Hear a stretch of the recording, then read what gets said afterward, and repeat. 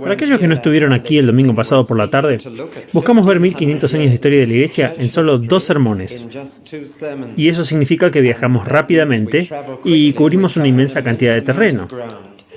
No espero que lo recuerden todo, pero sin embargo creo que es útil ver el propósito de Dios en desarrollo y ver cómo sucedieron cosas que ahora conocemos muy bien. La semana pasada mi tema fue cómo la Iglesia capturó al mundo durante los primeros 400 años al ganar una batalla física sobre el sufrimiento, ganando una batalla mental contra la herejía y ganando una batalla espiritual sobre otras religiones. Una cosa que quise decir la semana pasada y que olvidé decir que es muy importante y es que los cristianos ganaron esa batalla porque sobrevivieron. Pensaron y ganaron la batalla a todos los demás. Esa no es mi declaración, es la declaración de un erudito bautista llamado T.R. Glover. Y dijo que ese era el secreto de su victoria, sobrevivir ganando la batalla espiritual, superar los otros pensamientos, es lo que ganó la batalla mental, y murieron ganando la batalla física. Por lo tanto, sobrevivieron a todo lo demás. Mi tema ahora de esta noche es mucho más infeliz y mucho más serio. Mi tema de esta noche es cómo el mundo capturó la Iglesia durante los siguientes 1000 años. Hay una imagen, una pintura de la Edad Media que retrata a la Iglesia como un bote salvavidas. Y en un mar agitado, los cristianos en el bote salvavidas están extendiendo la mano para sacar de las olas a las personas que se están ahogando. Esa es una muy buena imagen de la Iglesia. Es un bote salvavidas, claro, y se ha ido al mundo respondiendo por el grito de SOS. Salva nuestras almas. Pero puedo comenzar diciendo esto. El bote salvavidas debe estar en el mar, pero si el mar entra en el bote salvavidas, entonces hay un verdadero problema. La Iglesia debe estar en el mundo si quiere salvar las almas de las personas, pero cuando el mundo entra en la Iglesia, entonces está terminada y se hunde. La historia de los próximos 1000 años es cómo el mar entró en el bote salvavidas y cómo el mundo entró en la Iglesia. Lo voy a hacer en 3 capítulos, si quieren verlo de esta manera. Quiero hablar de cómo llegó al mundo, a la Iglesia, en las primeras épocas, desde aproximadamente el año 100 al 400 después de Cristo, así que voy a regresar al periodo que cubrimos el domingo pasado. Incluso con toda esa victoria, el mundo estaba comenzando a entrar en la Iglesia. Entonces el segundo capítulo es aproximadamente del año 400 después de Cristo al año 1000, y eso llamamos la Edad Media. Y el tercer capítulo que tomaremos después de un himno es la historia de lo que llamamos la Edad Media tardía, aproximadamente desde el año 1000 al 1500, lo que nos lleva apenas 1 o 2 años antes de Martín Lutero.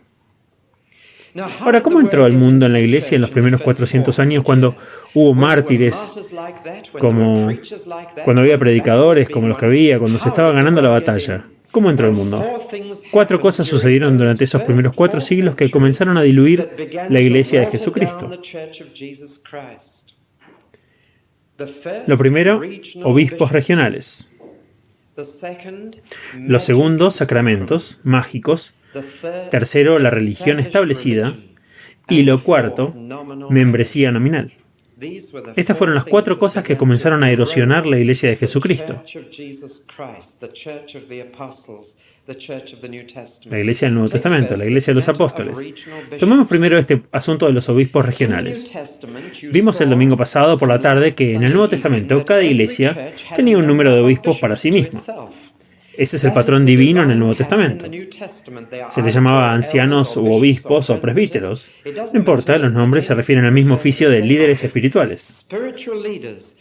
Y por eso los obispos en el Nuevo Testamento eran lo mismo que nosotros llamamos ancianos en nuestra iglesia. Cada iglesia tenía un número de obispos. La etapa número 2 es cuando cada iglesia redujo sus obispos a 1. Y la etapa número 3 fue cuando había un obispo para muchas iglesias. Y el liderazgo se concentraba en menos manos. Ahora no se puede encontrar que en el Nuevo Testamento no sucedió durante los primeros 100 años esto de la iglesia cristiana, pero sucedió en el siglo II después de Cristo. Y ahora han surgido hombres de considerable poder e influencia.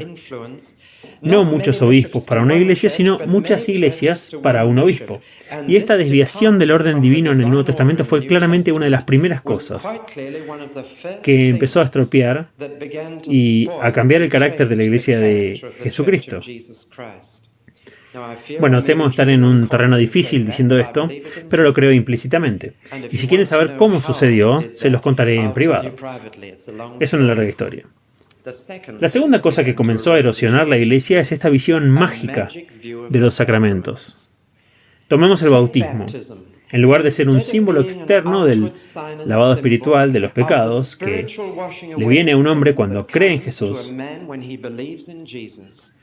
se empezó a creer que el agua misma y el uso de la fórmula correcta salvaban a una persona de su pecado, sin importar su edad, y que, de hecho, si pecabas después de tu bautismo, lo deshacías y no te convenía.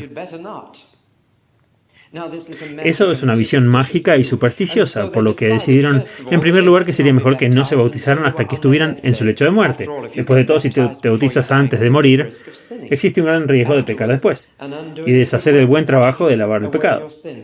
Y literalmente la gente comenzó a posponer el bautismo hasta que el médico decía que no hay esperanza. Y luego buscaban al ministro y pedían que lo bautice. Pero luego otros dijeron, pero mira, podríamos tener un bebé que muere, preferiríamos tener el bautismo justo al comienzo de la vida y lavar los pecados del bebé.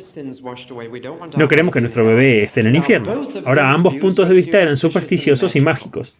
Y desafortunadamente fue la visión del bautismo infantil la que prevaleció. Por lo que los bebés comenzaron a ser bautizados unos 150 años después de Jesucristo, una práctica que persiste hasta el día de hoy. No en toda la mayoría de las iglesias del mundo, probablemente en la mitad, y esa práctica significó que muchos empezaron a decir, soy cristiano, cuando simplemente habían sido bautizados o cristianizados. Eso erosionó la iglesia de Jesucristo. De igual manera, la cena del Señor fue tratada mágicamente. Fue en los primeros 400 años que empezaron a pensar que el pan en realidad era la carne de Cristo y que el vino en realidad era la sangre de Cristo. Y por lo tanto, como es carne y sangre verdadera, en realidad era un sacrificio, y por lo tanto el ministro que manejaba el pan y el vino debía ser un sacerdote, y toda esta idea de la cena del Señor, que es un sacrificio, y los ministros como sacerdotes comenzaron en este momento a través de una visión mágica de este sacramento de la cena del Señor. Lo tercero fue la religión establecida. Cuando el emperador iba a la iglesia, se pueden imaginar que todos los demás lo hacían. Y cuando el emperador Constantino dijo, de ahora en adelante, solo hay una religión oficial y es el cristianismo, se pueden imaginar que todos se subieron al carro. Así que lo hicieron, se puso de moda. Se volvió respetable ir a la iglesia y la religión establecida del país. Y sigo creyendo, pisando de nuevo terreno difícil, que una religión establecida produce un cristianismo respetable y de moda. Y no puedo encontrar esto en el Nuevo Testamento, por lo que la cuarta, membresía nominal, entró en la iglesia de Jesucristo. Y hay un hombre que escribió a finales del siglo II después de Cristo diciendo esto. Alrededor del año 50, se refería a aproximadamente 50 después de Cristo.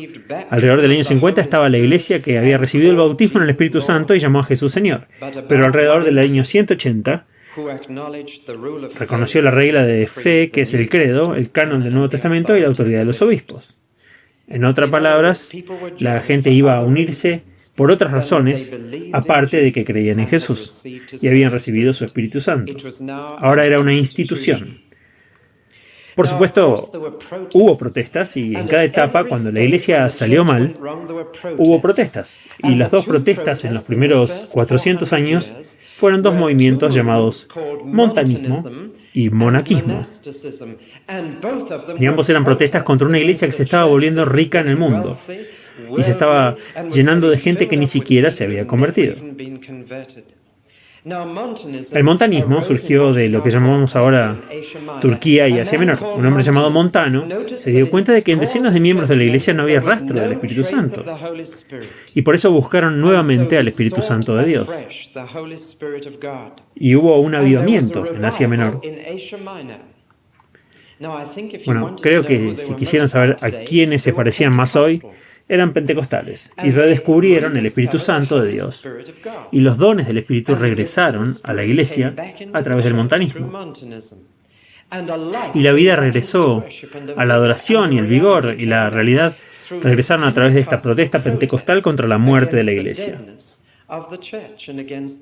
y contra la mundanalidad de sus miembros, con un tremendo énfasis en el regreso de Cristo, con una insistencia en que nadie sea miembro de la Iglesia a menos que pueda profesar y poseer una fe real en Cristo, con santidad y ayuno, con una vida cristiana seria. Este avivamiento pentecostal desafió a la Iglesia existente, pero los obispos se opusieron muy severamente, y creo que se puede adivinar por qué. La tragedia es que, como tantas veces, este primer movimiento pentecostal en la historia salió mal. Salió mal porque estas personas no tendrían enseñanza. Querían calor sin luz. Y tienes que tener ambos. Luz sin calor es muy frío, el calor sin luz es demasiado caliente. Y no escuchaban las enseñanzas de las Escrituras sobre cómo ejercitar los dones espirituales. Y particularmente fueron las mujeres de este movimiento las que se equivocaron y comenzaron a producir profetisas y otras personas desequilibradas que eran histéricas y fanáticas y que no serían controladas, y a quienes no se les diría en las Escrituras cómo ejercer los dones. Y la tragedia es que este primer avivamiento pentecostal terminó en fanatismo y se desvaneció. Y esta protesta quedó en nada. Creo que es una palabra que todo avivamiento pentecostal necesita saber, podamos aprender de la historia. Surgió como algo bueno, como protesta contra la muerte de las iglesias, tal como el actual movimiento pentecostal surgió hace 60 años precisamente para la misma razón, dentro de la iglesia de Inglaterra. Pero todo el tiempo tal avivamiento debe equilibrarse con la enseñanza, con el uso equilibrado de los dones, con los límites bíblicos, o se vuelve frenético y fanático. Y fueron las mujeres quienes arruinaron el movimiento. Las otras protestas que surgieron fueron de una manera muy diferente. Algunos años después hubo ciertos cristianos en la iglesia que dijeron que esta iglesia era muy mundana y tan muerta que la única esperanza de redescubrir el cristianismo es salir de la iglesia y también del mundo. Algunos de ellos, los primeros, decidieron hacerlo por su cuenta. Eran ermitaños. Es la historia más extraña. Por ejemplo, déjeme decir uno de sus nombres. San Antonio fue el primero en decidir que nunca sería un verdadero cristiano hasta se metió en el medio del desierto. El problema fue que cuando llegó allí muchos otros cristianos pensaron en unirse a él y él no quería eso. Y sobre todo descubrió que sus tentaciones eran igual de mundanas sentado en una cueva en el desierto que como habían sido en la iglesia. Había un ermitaño muy peculiar llamado Simón Stallit. Él mismo construyó un pilar de 60 pies de alto y 1 metro de ancho en la parte superior y subió allí y vivió allí durante 60 años. Incluso se paró sobre él en una pierna durante un año para intentar, y como protesta a decirle a la iglesia que el cristianismo es algo duro y difícil, y por eso estaba allá arriba del poste en más sentido que uno, cubierto de úlceras y gusanos en el estado más espantoso. Y el pobre viejo Simón se ha ido a la historia como un hombre que intentó recuperar el verdadero ascetismo de la fe cristiana y su verdadero vigor y autodisciplina en una iglesia mundana. Más exitosos que los ermitaños fueron aquellos que iniciaron comunidades de cristianos y dijeron que debían aislarse como una comunidad. El hombre que inició este movimiento fue un hombre llamado Benedicto, en Monte Cassino. A medio camino entre Nápoles y Roma, este hombre reunió a su alrededor a un grupo de verdaderos cristianos que se dieron cuenta de que la iglesia era tan mundana y tan muerta que no podían hacer nada con ella. Dijo, nos reuniremos y viviremos juntos como cristianos. No seremos ricos, seremos pobres. No seremos lujuriosos, seremos célibes. No seremos rebeldes, seremos obedientes. Y adoptaron el triple voto de pobreza, castidad y obediencia. Y se llevó a cabo siguiendo las líneas de una guarnición de soldados romanos. Y este monasterio fue una protesta contra una iglesia mundana. La tragedia es que esta protesta salió mal con la misma certeza que la otra salió mal. Porque Cristo no quiso que viviéramos la vida cristiana lejos de todos los demás. Y más tarde estos monjes que comenzaron con una buena intención de redescubrir el cristianismo, se volvieron tan envueltos en su propia salvación, tan introvertidos, que quedaron aislados del mundo y de la iglesia. Además, los monjes, me temo, producen la idea de que hay dos tipos de cristiano y dos estándares de cristianos y dos niveles. Hay cristianos de segunda clase que se casan y hay cristianos de primera clase que no. Hay cristianos de segunda clase que viven en el mundo y cristianos de primera clase que no. Esta no es la enseñanza de Jesús. Nuestro Señor no era un monje, no se alejó de la sociedad, vivió una vida pura en la sociedad y les dijo a sus discípulos que estuvieran en el mundo sin ser del mundo. Por lo que esta protesta no fue la correcta, pero fue una protesta sincera. Ahora permítanme resumir cómo el mundo entró en la iglesia en los primeros 400 años. Llegaron a través de los obispos regionales y la concentración de poder y liderazgo en áreas regionales, copiando incidentalmente al Imperio Romano con sus gobernadores. Llegó a través de sacramentos mágicos que comenzó a ver el bautismo y la cena del Señor erróneamente. Llegó a través de la religión establecida que lo convirtió en algo hecho para la sociedad y finalmente llegó a través de la membresía nominal. Una protesta fue la pentecostal del montanismo, la otra fue la monástica. Ambas decían que la iglesia no es lo que Jesucristo quiso decir. Unos dijeron, lo redescubriremos volviendo al Espíritu, y los demás dijeron, lo redescubriremos saliendo del mundo y fuera de la iglesia. Ambos hicieron su protesta, pero terminaron en nada, porque no regresaron al cristianismo del Nuevo Testamento en su totalidad. Ahora llegamos a la Edad Media de aproximadamente el año 400 al 1000 después de Cristo.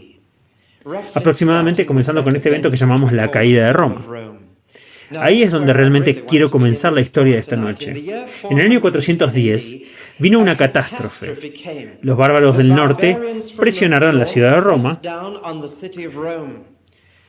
Vinieron los vándalos, como todavía llamamos a las personas que destruyen todo su paso. Vinieron los vándalos, vinieron los francos, vinieron los hunos, vinieron los godos. Estos bárbaros se llamaban así, bárbaros, por su grito de guerra, ba, ba, ba, ba. Los bárbaros vinieron presionando hacia la ciudad de Roma y la tomaron, y la Roma de ese día cayó. Los romanos abandonaron Gran Bretaña ese año para regresar y defender la ciudad, pero no pudieron hacerlo. Y tan pronto como los romanos salieron de Gran Bretaña, los Jutes, los anglos, los sajones vinieron a atacar aquí y destruyeron el cristianismo en Inglaterra y en el sureste de Escocia. De modo que el cristianismo que había sido traído aquí por los soldados romanos y que estaba en Inglaterra dentro de los primeros 400 años desaparecieron. Cuando los romanos abandonaron Gran Bretaña, estos anglosajones entraron y simplemente conquistaron todo. Pareciera que cuando Roma cayó, como si fuera el fin de todo. Jerónimo, escribiendo en Jerusalén, dijo que la raza humana estaba incluida en las ruinas, y la gente pensó que ese era el fin de todo. Roma se fue, no quedó nada, y pensaron que era el fin de la civilización. Esto desconcertaba a la iglesia, porque Roma ahora era cristiana. Y sin embargo aquí estaba, había sobrevivido cientos de años como un imperio pagano, y como cristiano colapsó. Y muchos cristianos no podían entender esto, pero hubo un hombre que lo pensó detenidamente y se le ocurrió la declaración más increíble. Dijo que es lo mejor que jamás había sucedido y su nombre era San Agustín. Pueden comprar sus libros hoy en la librería del ferrocarril y si les digo alguna de las cosas que dijo este gran hombre, las reconocerían. Dijo, nuestros corazones están inquietos y no pueden encontrar descanso hasta que encuentran su descanso en ti. Supongo que la oración más citada de la historia. Pero fue Agustín quien oró: dame castidad, pero aún no. Es una oración que debería haberse repetido en la historia.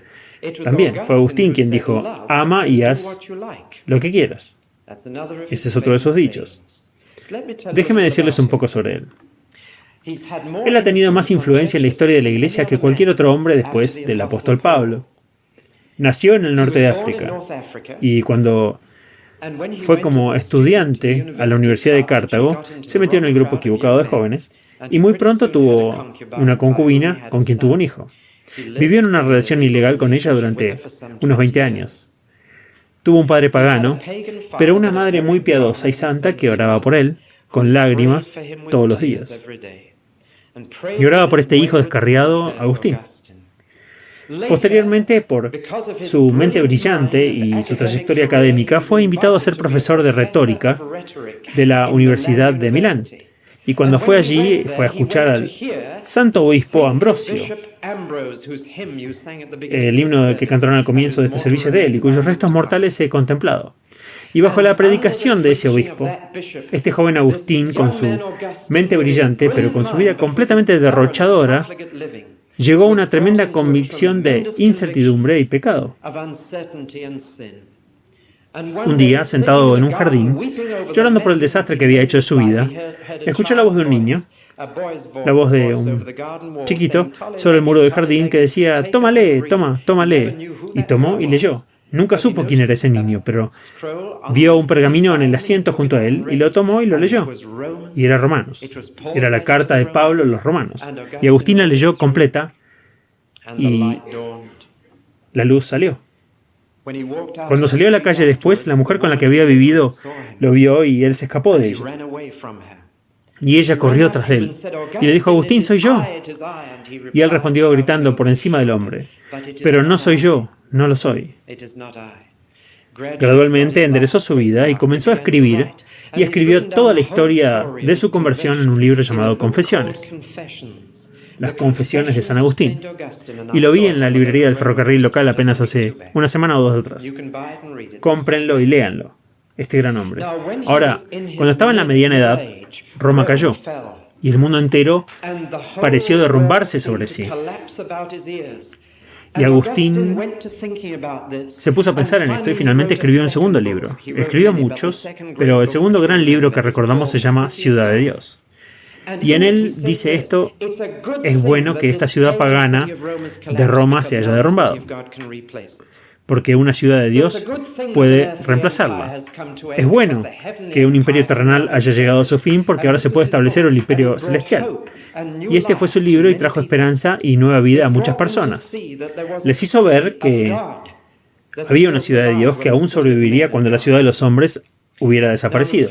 Ahora me temo que ese fue el problema, porque la gente empezó a decir, ahora que ¿qué es esta ciudad de Dios? Si es algo visible o invisible, si es algo terrenal o celestial. Y me temo que en este punto Agustín llevó a muchas personas a un malentendido a través de este segundo libro. Lo curioso es que siglos después, en la Reforma, los protestantes dijeron que seguían a Agustín y los católicos romanos dijeron que también seguían a Agustín. El asunto es que los protestantes seguían su primer libro, las Confesiones, y los católicos seguían su segundo libro, la Ciudad de Dios. Esto es lo que pasó. La iglesia dijo: bueno, si esa es la verdad, entonces la iglesia es ahora el nuevo imperio. Y uno de los primeros resultados de esto fue el ascenso del obispo romano a la posición de emperador. En aquellos días había un gran debate sobre la palabra papa. Significa esencialmente padre, y a pesar de que Jesús había dicho: nunca llames padre a nadie en la tierra, tienes un padre en el cielo. A pesar de eso, comenzaron a llamar padre al sacerdote local.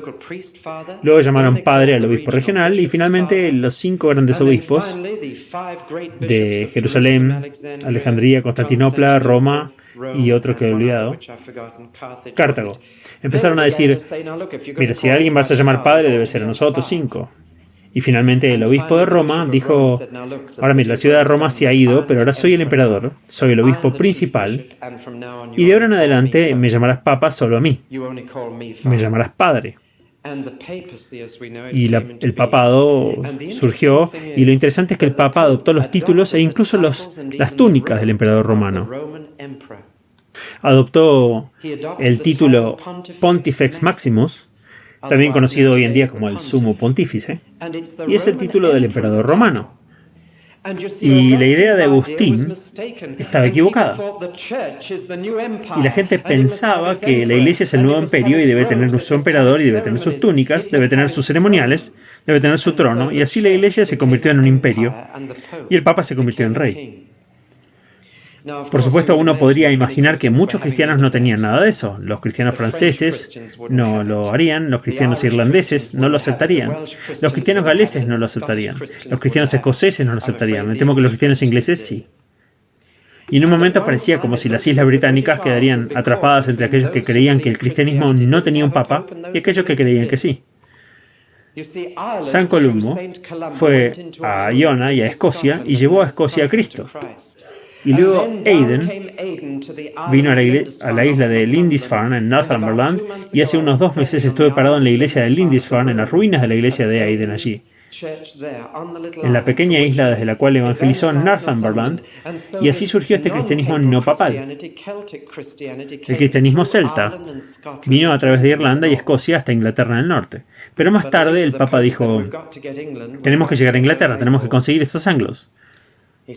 Dijo que debían ser ángeles, esos anglos. Por lo que envió un misionero llamado otro Agustín, y Agustín aterrizó en la isla del Senado, en la isla de Iona, en Escocia, y luego Agustín fue a la isla del Senado y luego a Canterbury. Y estos dos tipos de cristianismo se encontraron en Whitby. Y pueden ver las ruinas sobre el puerto de Whitby, donde se encontraron, y allí en el año 660, el cristianismo papal se encontró con el cristianismo celta. La tragedia es que ganó el cristianismo papal. Y las islas británicas quedaron bajo el trono papal. Escocia incluso cambió su santo patrón de San Juan a San Andrés. Y toda la situación cambió. El otro gran grupo de cristianos que no querían nada de esto fueron las iglesias de la parte oriental del Mediterráneo. Las iglesias de Grecia, de Asia Menor, de Siria, de Egipto, dijeron que no reconocían esto, que no era escritural. No debería haber un papa, un padre de toda la iglesia. Esto no es del Nuevo Testamento. Así comenzó una división que finalmente se completó en el año 1054, que mantuvo separadas a las iglesias del este y del oeste hasta los últimos 10 años. Quiero decir, los 10 años de ahora, en la década de 1960. Solo en los últimos 10 años las iglesias del este y del oeste comenzaron a dialogar. Durante 1000 años se dividieron por esto. Por supuesto, todavía tienen que resolverlo, incluso cuando comiencen a hablar, pero la iglesia se convirtió en un imperio. Y el hombre que más lo hizo, por supuesto, fue el Papa Gregorio. Estaba León el Grande, afirmó ser el sucesor de Pedro, y una de las cosas más increíbles sucedió en el año 850. El Papa dijo, he descubierto ciertos documentos que se remontan al primer siglo y que prueban que Pedro nombró al primer Papa. Y él nombró al segundo, y el segundo al tercero, y así continuó. Ahora sabemos, hasta la Iglesia romana lo sabe, que esos documentos eran una falsificación. Se les conoce como los falsos decretos, y sin embargo el papado se construyó sobre una falsificación. Además había otra falsificación llamada Donación de Constantino, que afirmaba que toda Italia pertenecía al Papa. Y el Papa descubrió este documento falso y dijo, toda Italia me pertenece. Este es el tipo de fundamento sobre el que se basó toda la estructura. E incluso Roma sabe que es así hoy, y aún persiste en reclamarlo. Y así el poder se extendió hasta el año 742. En ese año nació un hombre que tuvo un sueño, y su sueño era que el imperio de Roma debería ser restaurado y puesto de nuevo en el mapa con él mismo como emperador. Y el papa debajo de él, y su nombre era Carlomagno. Carlomagno. Ese nombre produce escalofríos cuando lo escuchas. Carlomagno, un hombre despiadado que dijo, volveremos a tener un imperio romano. y su cabeza no será el Papa, sino un emperador. Carlomagno salvó la vida del emperador 2 veces, una de los bárbaros y otra de las multitudes en Roma que estaban enojadas con él, y el Papa le dijo: me has salvado la vida 2 veces, ¿qué quieres que haga por ti? Y el emperador dijo: el día de Navidad, coróname emperador. Y en el año 800 después de Cristo, el día de Navidad, en la iglesia más grande de Roma, en el servicio de la mañana de Navidad, el Papa coronó al rey de los francos, Carlomagno, el emperador del Sacro Imperio Romano. Y 1000 años después, el Sacro Imperio Romano todavía existía. Hemos cerrado el círculo. Como pueden ver, el Imperio de Roma se derrumbó en el 410. La Iglesia se hizo cargo del imperio. Y luego, en el 800, el emperador regresó y se apoderó del imperio de la Iglesia. Y parecía como si todo volviera a donde comenzó. Carlomagno hizo algunas cosas buenas e hizo algunas cosas malas. Detuvo el clérigo de tener concubinas, visitaba tabernas y iba a cazar. Entre algunas de sus buenas obras, entre algunas de sus malas obras estaba la que prohibía al clero casarse, y es a Carlomagno a quien le debemos el sacerdocio célibe. Y ese hombre regresó y comenzó muchas escuelas. Hizo mucho bien. Pero la única idea que tenía era la idea de un reino en el que él y el Papa eran socios, siendo él mismo el socio principal en el negocio. Y acuñó la frase cristiandad, que significa el reino que sería cristiano, bajo el emperador, y la palabra cristiandad es una idea que ha persistido hasta el día de hoy, y todavía hay algunos que esperan que un día habrá una cristiandad, un reino que será un reino de Cristo. La iglesia, porque era poderosa, rica, era corrupta. Y una vez más quiero contarles sobre las protestas que vinieron.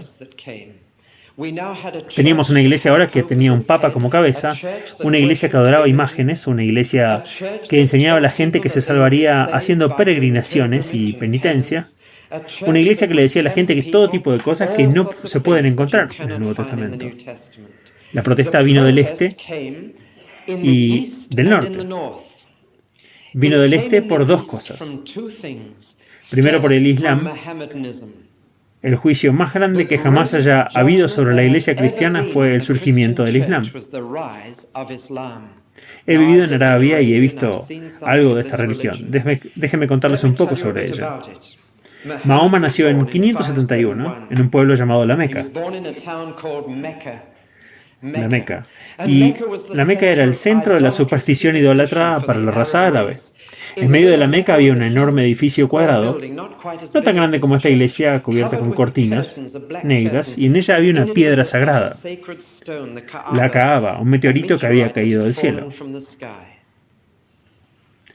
Había muchas otras supersticiones e idolatría en Arabia, y este hombre, Mahoma, creció con la idolatría y la superstición de los árabes, y se rebeló y se disgustó por eso. Así que, ahora escuchen esto, se volvió primero hacia los judíos y luego hacia los cristianos. Y les dijo: ¿tienen la verdadera religión? La tragedia es que Mahoma nunca conoció a un cristiano convertido. La tragedia de que nunca vio el verdadero cristianismo del Nuevo Testamento.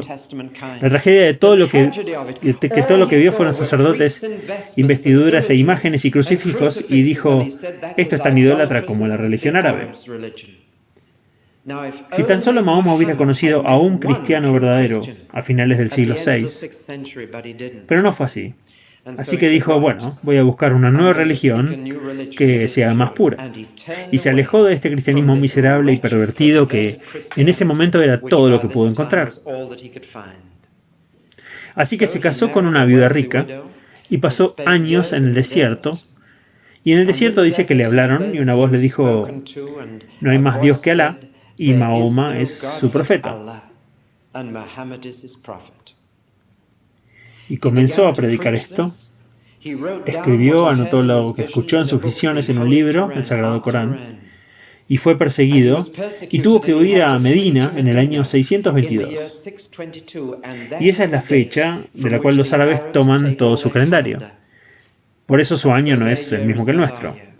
Regresó a la Meca con un ejército e impuso la nueva religión en la Meca con un ejército. De ahí en adelante todos tenían que rezar a la Meca, y es una religión de buenas obras. Con el ayuno, orando 5 veces al día, ayunando durante el Ramadán, haciendo peregrinaciones a la Meca, dando comida a los pobres, y así se podía llegar al cielo.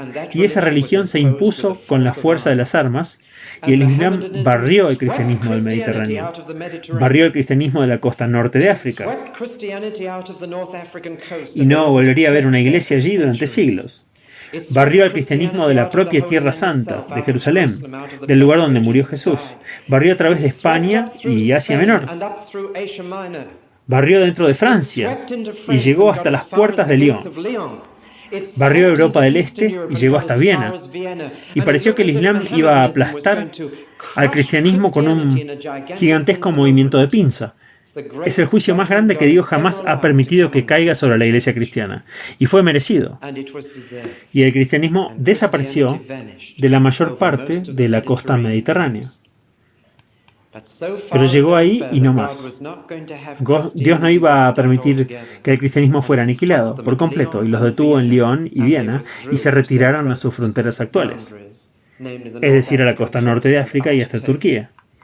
Porque en ese momento en toda Europa había pequeños grupos de cristianos que se reunían en torno a la palabra de Dios. Vieron que la iglesia oficial era corrupta y simplemente se reunían en pequeños grupos y leían el libro. Y dijeron: adoraremos a Dios con sencillez, adoraremos juntos, no necesitamos sacerdotes, tenemos a Jesús, nuestro sumo sacerdote. No necesitamos un papa, tenemos un Padre en el cielo. No necesitamos esta parafernalia, solamente necesitamos la palabra de Dios y el Espíritu Santo, y así se juntaban. Casi no sabemos de nada de ellos porque fueron tan perseguidos que hasta los registros de su historia son destruidos. Si les pidiera que levantaran la mano, no creo que lo haga, pero si les preguntara, me pregunto cuántos han oído hablar alguna vez de un grupo de personas llamado los Bogomils. Eran un grupo de personas que se reunían en torno a la palabra de Dios en toda Europa.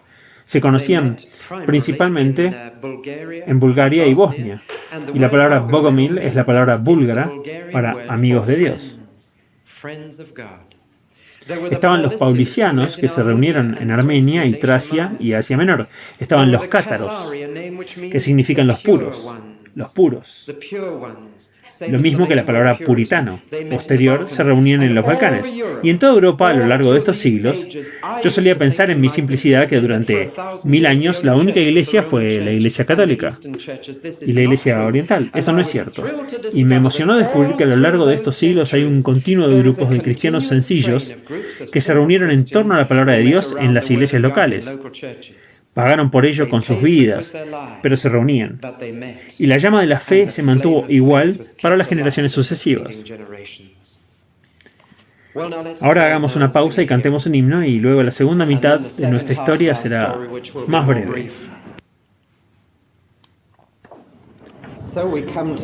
Bueno, llegamos al capítulo final desde el año 1000 hasta el año 1500. Lo llamamos Edad Media porque cubre el período entre la Edad Media temprana y la Edad Moderna. Está en el medio. Bueno, el hombre del que debo hablarles primero fue un hombre llamado Hildebrand. Este monje se convirtió en papa y no le gustaba ser el número 2. Ahora teníamos un imperio romano restaurado con un nuevo emperador, pero el papa era el número 2. Y Hildebrand decidió que él, el papa, debería ser el número 1. Y lo he dicho de manera muy simple, pero eso es precisamente lo que pasó y Hildebrand lo logró. Hizo muchas cosas buenas, eliminó parte de la simonía en la iglesia, que significa comprar sacerdocios.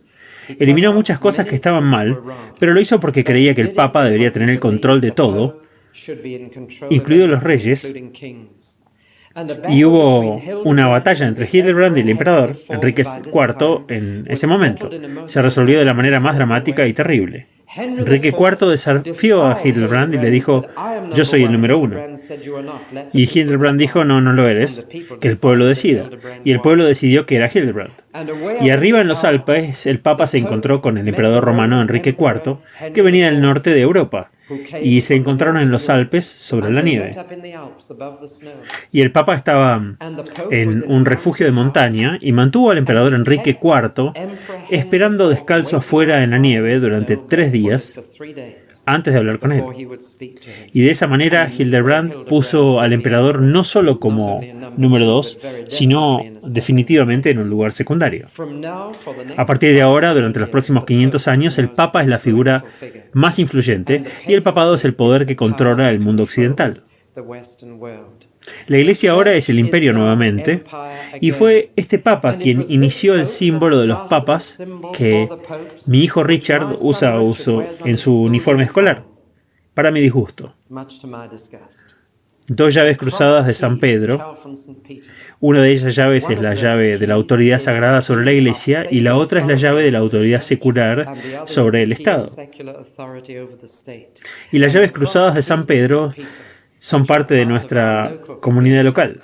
Son de hecho la afirmación de Hildebrand de ser el líder de la Iglesia y del Estado.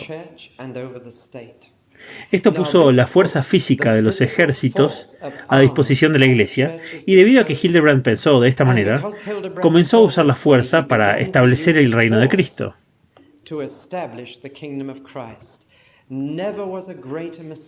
Nunca se cometió un error tan grande. Y el primer resultado de esta idea de que la fuerza es válida para que la use la Iglesia fueron 8 cruzadas a Tierra Santa. Hemos entrado en el período de las cruzadas. En ese momento el santo lugar de Jerusalén y otros estaban en manos de los musulmanes, en manos de los sarracenos, los turcos, y el Papa, alentado por otros, decidió que la Iglesia se abriría camino y capturaría Tierra Santa para Cristo. Y la primera cruzada nació en 1095. Fue la idea de Hildebrand, pero murió antes de que se pudiera hacer. Pero incluso durante su vida la gente se ponía en marcha. Al igual que la gente hoy en día tiene una locura por marchar. Saben, se caminan tantas millas. La locura hoy es caminar. Eso es precisamente la locura que hubo entonces. Y se consideró la causa para caminar, la causa por la cual marchar, y hubo caminatas en ayuda de esto por todas partes para recaudar dinero para hacer todo tipo de cosas. Así que no hay nada nuevo bajo el sol. Y se caminaba porque estabas en una cruzada y se llevaba una cosa sobre tus hombros, llevabas una cruz sobre tus hombros, y esto se llamaba una crusade, y de ahí derivamos la palabra cruzada. Y se marchaba con estos estandartes y con estas cosas sobre los hombros.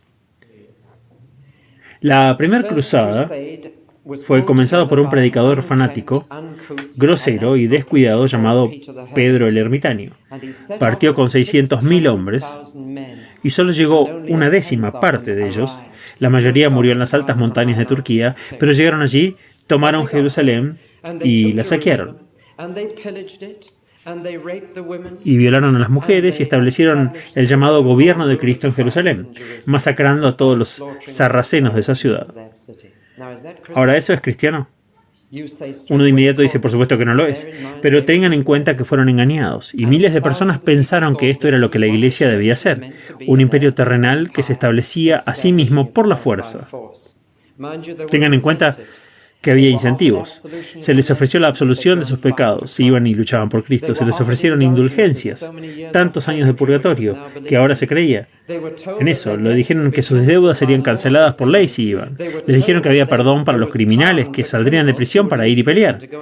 Pueden imaginar el tipo de grupo que se formaba. Philip de Francia fue atrapado en él, Ricardo Corazón de León de Inglaterra quedó atrapado en él, y 8 veces partieron para ir y tomar ese lugar. Y hace unas semanas algunos de nosotros estábamos mirando las ruinas de los castillos cruzados en toda Tierra Santa, de Acre a el Monte Hermón.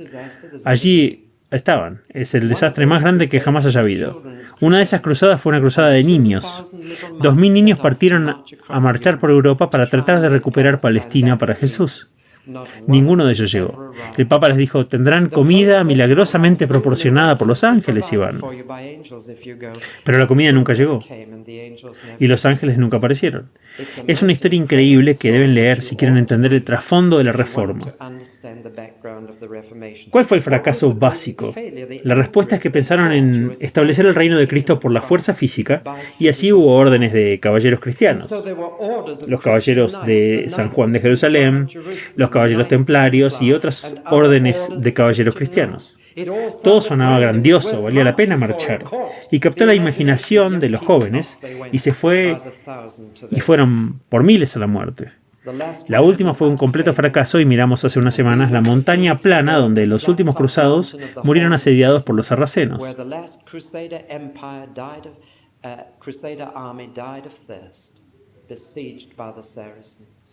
Y en 1270, Europa dio un suspiro de alivio porque el Papa canceló todo el asunto. Es una de las historias más tristes en la historia de la Iglesia. No hizo nada, y de hecho hizo algo peor que nada.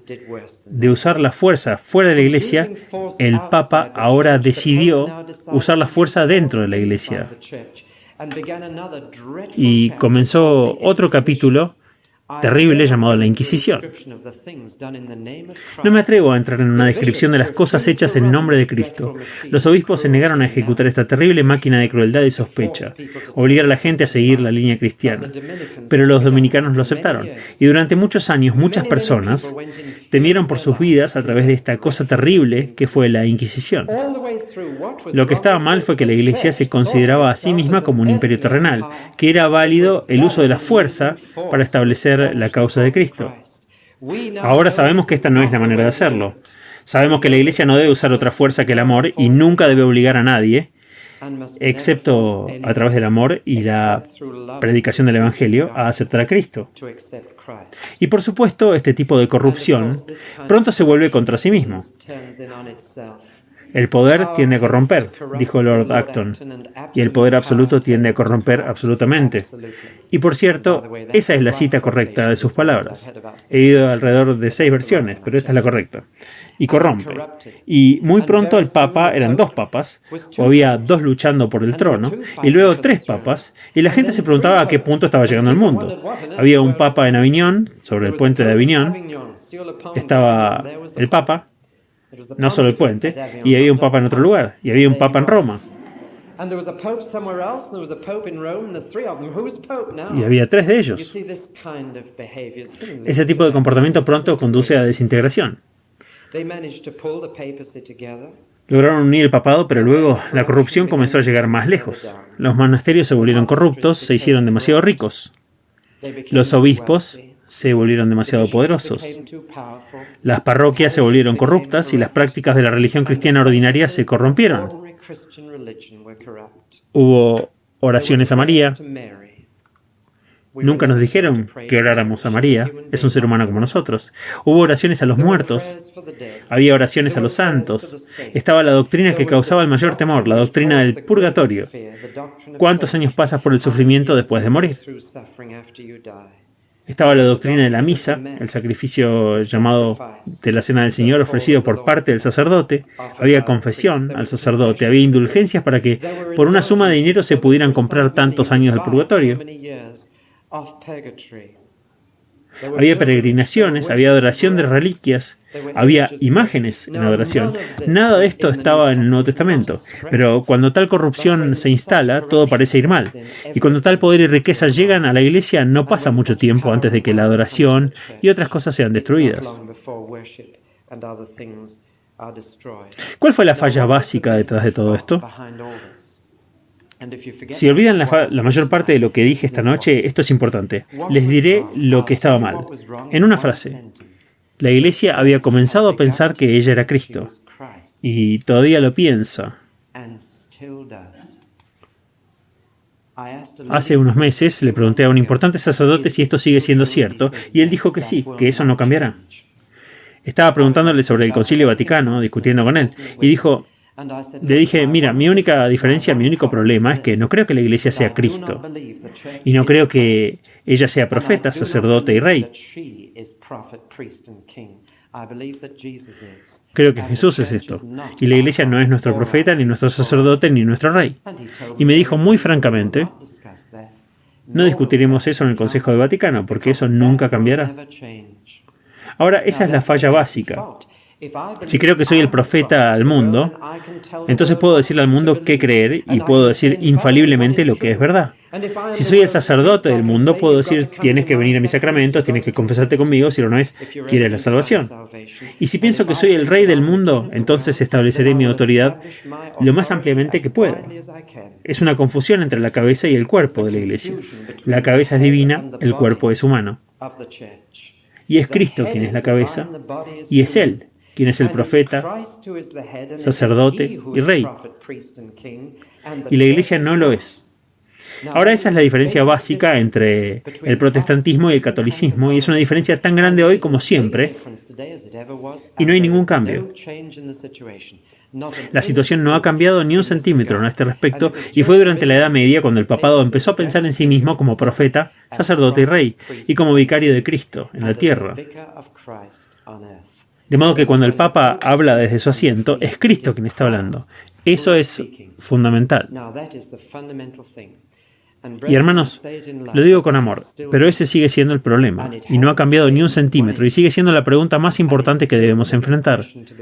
Hay un libro que deja esto muy claro, escrito por un hombre italiano, Vittorio de Siviglia. El problema del catolicismo se llama, y es un libro que he prestado a los sacerdotes y me dijeron con toda franqueza cuando lo leyeron que es un buen libro, que es el mejor. Hay un libro de protestantes sobre Roma, que es lo que dicen las críticas en la prensa católica romana, han dicho que es el mejor libro protestante sobre Roma que ha existido, y que es absolutamente preciso en lo que creemos, y no vamos a cambiar lo que creemos, y eso es todo. Ahora el próximo domingo por la noche verán la película de un hombre que vio esto, y se dio cuenta de que esto era lo que había salido mal. La iglesia no es Cristo. Por lo tanto, la iglesia no es rey. La ciudad de Dios es algo cuyo constructor es Dios, no el hombre. Y Cristo dijo, edificaré mi iglesia. No dijo que la construyas tú, y Cristo es la cabeza de la iglesia, y nadie más es la cabeza, y nadie más debe ser. Ni siquiera en una iglesia local, el ministro puede intentar decapitar la iglesia. Los ancianos pueden intentar decapitar la iglesia, pero mi oración es que el gobierno de esta iglesia esté sobre su hombro, y que Cristo sea la cabeza de su iglesia. No hay otro, y nunca podrá haberlo. Y cuando la iglesia comienza a comportarse como si fuera Cristo, entonces sucede todo esto. Y estas cosas vienen. Ahora me alegro de decir que hubo protestas. Me alegro de decir que durante toda la Edad Media, desde el 1000 hasta el 1500, hubo personas que dijeron que esto no era cierto. Esto no es el cristianismo, que esto no es lo que Jesús quería que sucediera. Estos pequeños grupos recibieron todo tipo de nombres. Nombres de los lugares donde estaban, y solo quiero mencionar 4 para darles una idea. Los Beckards, ¿alguna vez escucharon hablar de ellos? Los Beckards de Países Bajos. Y eran simplemente personas que se reunían en torno al libro y dijeron, Cristo es la cabeza de nuestra iglesia. Y luego estaban los valdenses, que llevan el nombre del Valle Valdense en el norte de Italia, donde comenzaron. Y los valdenses dijeron esto, creemos en este libro, las Escrituras, y las Escrituras nos dicen lo que debe ser la iglesia. Y fueron al Papa y le dijeron, esto es lo que vemos. ¿Podríamos ser reconocidos como parte de la iglesia si practicamos este libro? De hecho, más querían quedarse en la iglesia romana, pero querían seguir el libro. Y el Papa les dijo, no, si hacen lo que pretenden hacer, serán perseguidos. Y lo hicieron. Y los valdenses huyeron de un valle a otro. El siguiente grupo fueron los albigenses, al sur de Francia. Y los albigenses dijeron esto, leyeron este libro y dijeron, bueno, ahora vemos cómo debe ser la iglesia y cómo deben ser los cristianos. Y me temo que la campaña más sangrienta que alguna vez se promulgó en los periódicos fue contra estas queridas personas, los albigenses. Pero hubo 2 nobles españoles enviados por el Papa para matar a los albigenses, y fueron y regresaron con el Papa y le dijeron, pero estos son buenos cristianos, no son criminales, no están peleando contigo, quieren estar en la iglesia, quieren practicar su comprensión de las Escrituras. Y estos 2 nobles españoles, uno de los cuales se llamaba Domingo, dijeron, intentaremos traer esto dentro de la iglesia. Y comenzaron con los dominicos. ¿Han oído hablar de ellos? Y eran una copia de todos lo que los albigenses decían adentro de la iglesia. Y estos nobles españoles, liderados por Domingo, dijeron: tendremos esto dentro de la iglesia. Es una tragedia que luego esta orden de los dominicos se corrompiera tanto que estuvieron dispuestos a hacer la Inquisición. Pero sin embargo, así surgieron, y había otros que eran los hermanos de la vida común en Alemania. Todos estos eran independientes de la jerarquía católica romana. Basaban todo en la Biblia, en el idioma del pueblo, y todos fueron perseguidos a muerte. Todos tenían esto en común, que la verdadera iglesia siempre ha sido perseguida. Ahora, entre los que dentro de la iglesia vieron esto, también hubo personas que se retiraron de las iglesias y lo vieron en privado.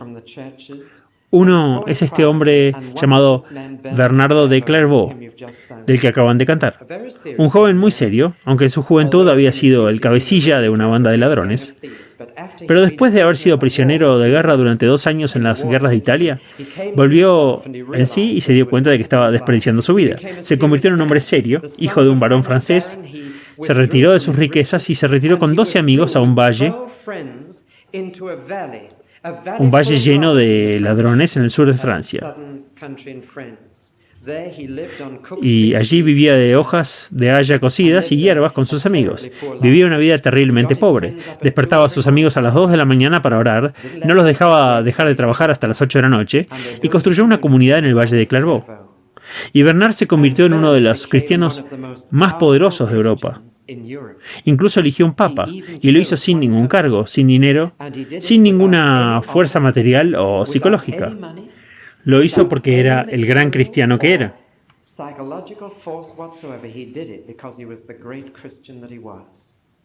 Y la gente venía a él de todas partes y le pedía consejo, y él salía y predicaba por todas partes. Y Bernardo de Clairvaux se convirtió en un gran hombre, un hombre influyente, debido a su carácter moral.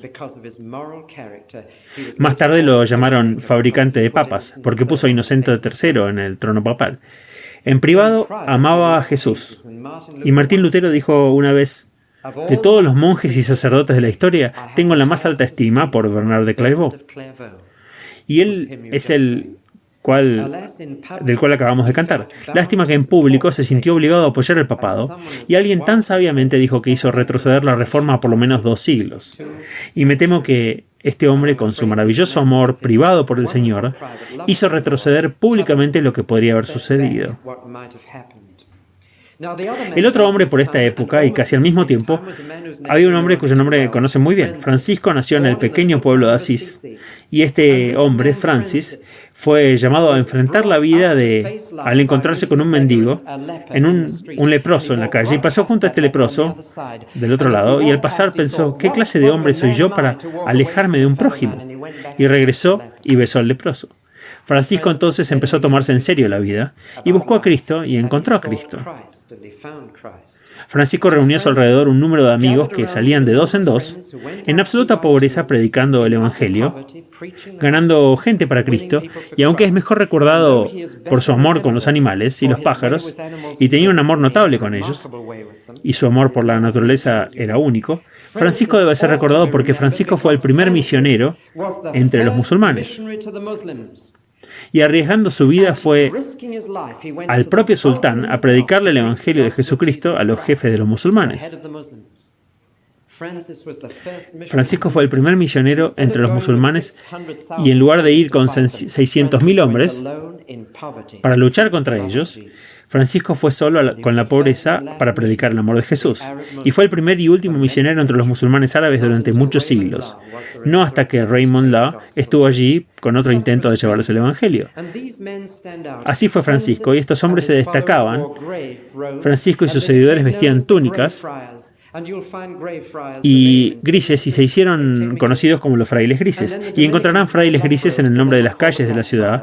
Vinieron aquí y luego los dominicos vestían túnicas negras, por lo que fueron llamados los frailes negros. Encontrarán a los frailes negros conmemorados en las calles de la ciudad de Londres.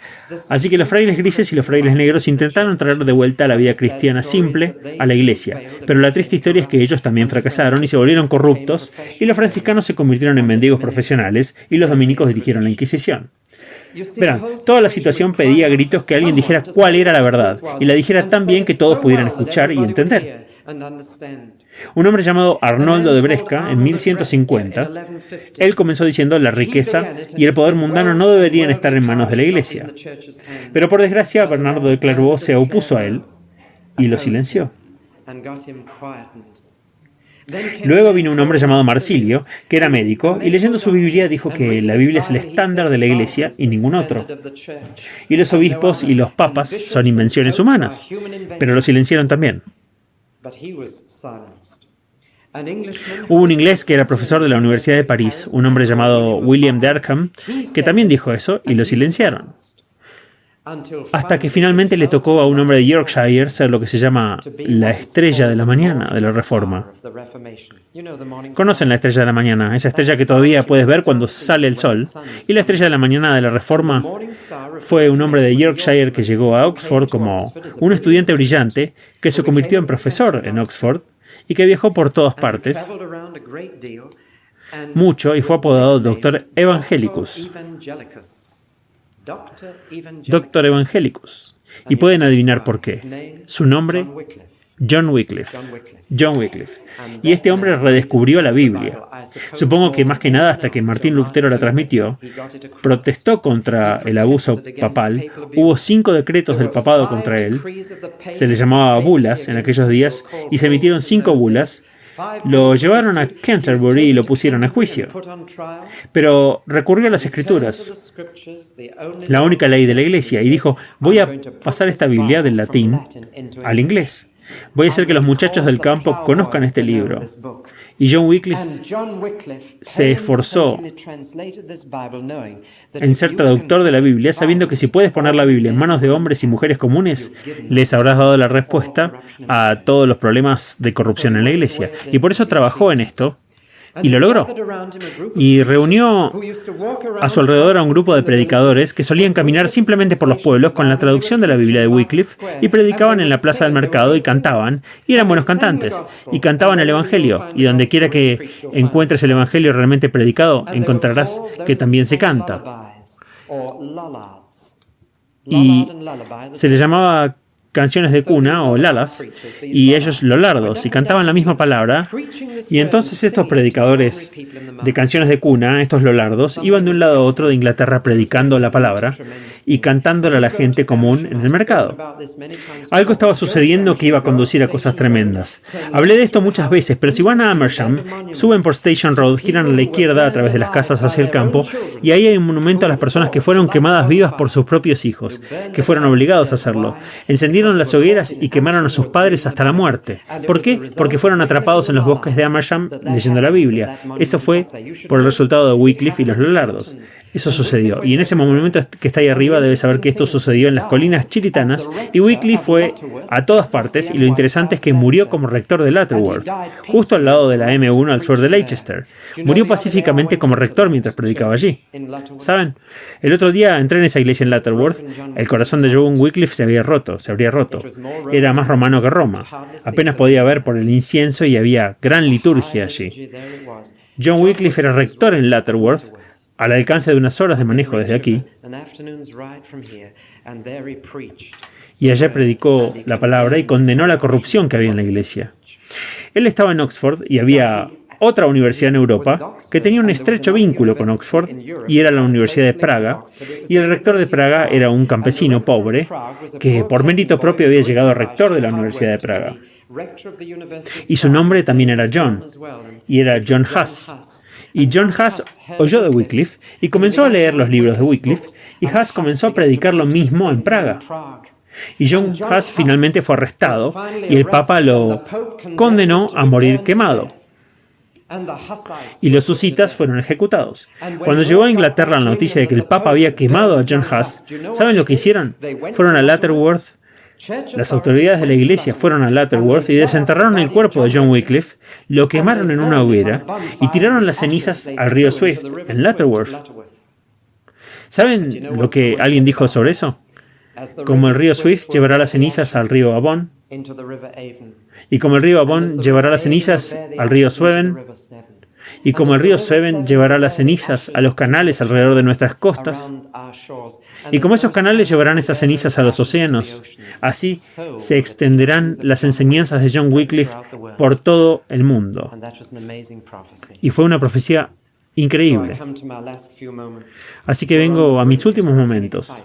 Estamos al borde de algo emocionante. ¿No se emocionan? Pueden ver que esto no podía continuar para siempre. Hombres y mujeres no podían tolerar tal abuso de la Iglesia de Cristo y estaban comenzando a ver, y lo único que les estaba permitiendo ver era que estaban empezando a leer este libro en su propio idioma. Y donde quiera que vaya este libro, hará esto. Pondrá las cosas en orden.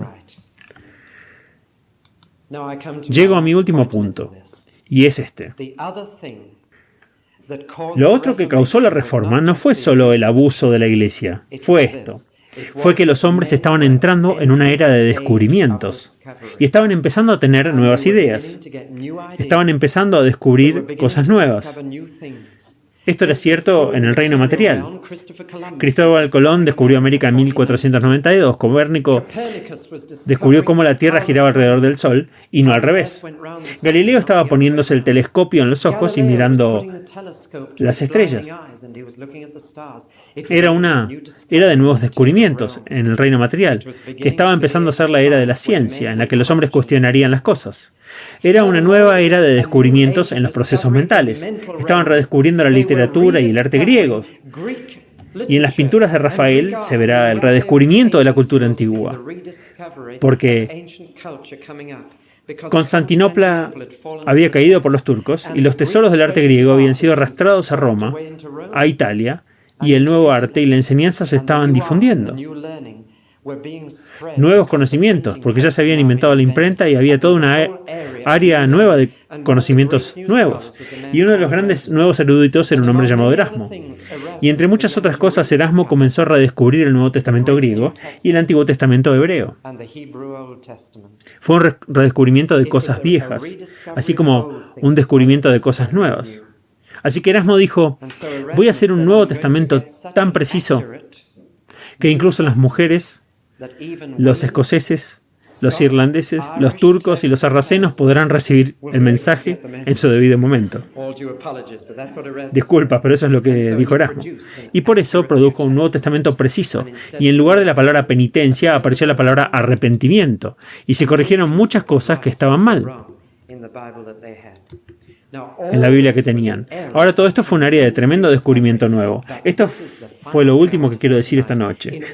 En todo este tremendo descubrimiento de las cosas mentales, del arte y la música, de la escultura, de todo el tremendo movimiento mental que llamamos Renacimiento, descubrieron una cosa. Aun si las personas son intelectualmente mejores, no son moralmente mejores. Y era la época en la que los papas llenaban su palacio de tesoros, y era la época de César y Lucrecia Borgia, la familia papal más inmoral que ha existido. Era una época en la que los hombres estudiaban arte, música y literatura, una época en la que estudiaban los cielos, una época en la que eran inmorales. Y el Renacimiento era una cosa puramente mental y cultural, y no satisfacía la necesidad del pecado. El mundo entero estaba esperando que un hombre redescubriera la salvación, que un hombre lidiara con el problema moral de la raza humana, de la Iglesia y el mundo. Un hombre que acudiría a este libro y desde su propia experiencia de pecado y salvación redescubriera el secreto del poder cristiano para cambiar el mundo y cambiar a los hombres en el mundo. Y ese hombre fue Martín Lutero, un monje. Y la historia de este hombre la veremos el próximo domingo por la noche. Ese hombre hizo el descubrimiento más importante del siglo XVI. Y hace 450 años, este mismo mes, hizo público ese descubrimiento y arrastró a miles de personas a la verdad de Jesucristo. Lo más dramático, el Renacimiento, fue mental, pero la Reforma fue moral. Abordó el problema real, que no es nuestra falta de conocimiento, no es nuestra falta de ciencia, no es nuestra falta de música, arte o cultura, aunque estas cosas son reales. Lo que los hombres necesitaban descubrir era que nos falta Jesucristo y el Evangelio de la salvación. Oremos. Padre, hemos pensado en tantas cosas esta noche y han pasado tantos años y siglos y algunos de estos eventos se han apoderado de nuestra imaginación y algunos de ellos nos han entristecido mucho. Cuando pensamos en todo lo que se ha hecho en el nombre de la Iglesia de Cristo, Señor, oramos para que seamos el tipo de iglesia que tú quieres que seamos. Señor, oramos para que podamos aprender de los errores del pasado. Oramos para que podamos aprender las lecciones de la historia de tu pueblo y la historia de nuestros hermanos y hermanas en Jesucristo. Y te damos gracias porque a través de todas estas edades nunca estuviste sin testigos, nunca sin aquellos que conocieron la verdad, que pagaron a menudo con su vida, pero mantuvieron encendida esa antorcha de la fe, que heredamos para pasar a las generaciones venideras. Oh Señor, oramos por tu iglesia, hoy donde está corrupta, límpiala. Donde hay error, guíala a la verdad.